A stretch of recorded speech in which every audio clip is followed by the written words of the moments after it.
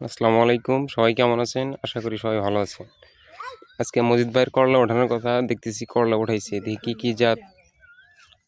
কি জাত আবাদ করছিল, এগুলা দেখি এখন। ভাই আসসালামু আলাইকুম। ওয়ালাইকুম আসসালাম। কেমন আছো ভাই? এই তো আলহামদুলিল্লাহ, ভালো আছেন? হ্যাঁ, আল্লাহ পাক রাখছে ভালো। করলা উঠাইছেন আজকে? হ্যাঁ, করলা উঠাইছি আজকে। কালকে তো পানি ছিল ক্ষেতের মধ্যে, আসলেন না, দেখলেন না? হ্যাঁ। আজকে করলা উঠাইছি।